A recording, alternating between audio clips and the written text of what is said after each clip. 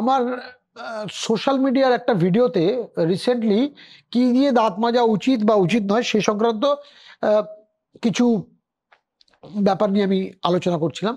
তাতে আমি বলছিলাম যে দাঁত নুন দিয়ে বা তেল দিয়ে মাজবেন না। সাধারণ ধারণা থাকলেও নুন দিয়ে বা নুন দিয়ে মাজলে দাঁতের কিন্তু ক্ষতি হওয়ার সম্ভাবনাই বেশি উপকারের থেকে, কারণ ওগুলো এতই কোর্স পার্টিকেল, সেগুলো তো দাঁতের এনামেল ক্ষয়ে যায়। তো সেইখানে কমেন্ট বক্সে প্রচুর কমেন্ট, মানে প্রায় 50টি কমেন্ট এসছে, জানতে চেয়েছেন বা কেউ কেউ বলেওছেন নিমের দাঁতন দিয়ে দাঁত মাজা উচিত কি উচিত না, এবং মাজলে কি উপকার হতে পারে। তো যেহেতু এতগুলো কোয়ারি, সেজন্য আমি এই ভিডিওটাতে এটার একটা স্পষ্ট ধারণা দেওয়ার চেষ্টা করছি। দেখুন, আমরা ভারতবর্ষে তো ভেষজ জিনিসপত্র ব্যবহার করে থাকি। আয়ুর্বেদ আমাদের দেশ থেকে সারা পৃথিবীতে ছড়িয়েছে। তো নিম গাছ এবং নিম গাছের বিভিন্ন অংশ অত্যন্ত উপকারী, কারণ নিমের মধ্যে একটি অ্যালকালয়েড আছে যেটা খুব খুব কাজের। সেটা নিমের মধ্যে বিভিন্ন কম্পোনেন্টের মধ্যে কিউকারমিন বলে, যেটা সবচেয়ে বেশি টারমারিক বা হলুদে আছে, কিউকারমিনও আছে। কিন্তু একটা জিনিস একটু পরিষ্কার করা দরকার, নিমের পাতা বা নিমের গাছের কাণ্ড, ছাল, এগুলোতেই জিনিসপত্র আছে। আমরা নিম পাতা খেয়ে থাকি, কিন্তু নিমের দাঁতন দিয়ে ব্রাশ করার একটা অসুবিধা আছে। অসুবিধাটা হচ্ছে, প্রথমে ধারণাটা বলি যে কেন লোকে নিমের দাঁতন দিয়ে ব্রাশ করতো। কারণ নিমের দাঁতনে যে শুধু ব্রাশ করে তা নয়, এছাড়াও খেজুর গাছ, বাবলা গাছ, মেসোয়াক গাছের দাঁতন দিয়েও আমাদের ভারতবর্ষে ট্র্যাডিশনালি একটা দাঁত পরিষ্কার করার একটা চল রয়েছে। কিন্তু নিমের দাঁতনটা সম্পর্কে যেটা স্পেসিফিক্যালি বলার, যেহেতু প্রশ্নটা বারবার আসছে যে নিমের দাঁতনটা কিভাবে করে, নিমের ছোট টুইক বা গাছের একটা ডাল নিয়ে সেটা প্রথমে চিবোতে হয় কিছুক্ষণ। চিবোনোর পর মাথাটা একটু থেতো হয়ে যাওয়ার পর সেই জিনিসটা দিয়ে জেনারেলি ব্রাশ করা হয় বা নিমের দাঁতন ব্যবহার করা হয়। এবার লোকের ধারণা হচ্ছে যে যেহেতু নিমের এত উপকারিতা আছে, অতএব তার ভেষজ গুণাবলী দাঁতকে বা মাড়িকে ভালো রাখবে। এবার যেটা বলার সেটা হচ্ছে যে আমাদের রেগুলার ইউজুয়াল ব্রাশ করার রেকমেন্ডেড টাইম হচ্ছে 2 মিনিট, মাত্র 2 মিনিট, তার বেশি ব্রাশ করার দরকারই নেই।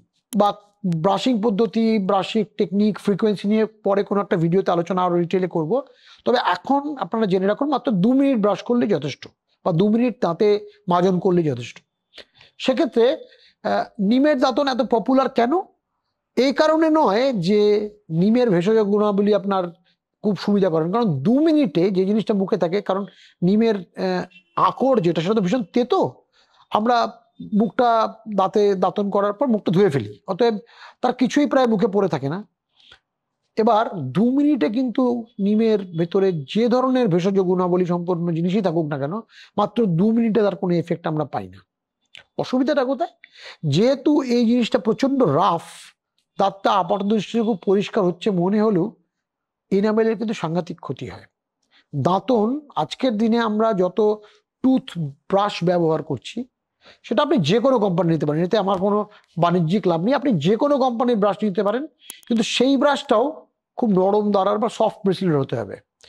যেহেতু নিমের দাঁতনের মাথাগুলো, ডালের মাথাগুলো অত্যন্ত রাফ, কোর্স এবং মোটা, সেজন্য আপনি কিন্তু এটা দিয়ে দাঁত পরিষ্কার করলে দাঁতের কতটা পরিষ্কার হবে সেটা জানা নেই, কিন্তু এতে আপনার মাড়ি ছড়ে যেতে পারে, মাড়ি কেটে যেতে পারে, এবং মাত্র 2 মিনিটে যেহেতু আপনার কোনো উপকার হবে না, সেজন্য দাঁতের কোনো তো উপকার হয়ই না, উল্টো আপনার এনামেলের ক্ষতি হয়। কারণ এই দাঁতন দিয়ে মাজলে এত বেশি ফ্রিকশন জেনারেট করে, সেখানে এনামেল ক্ষয়ে যায়।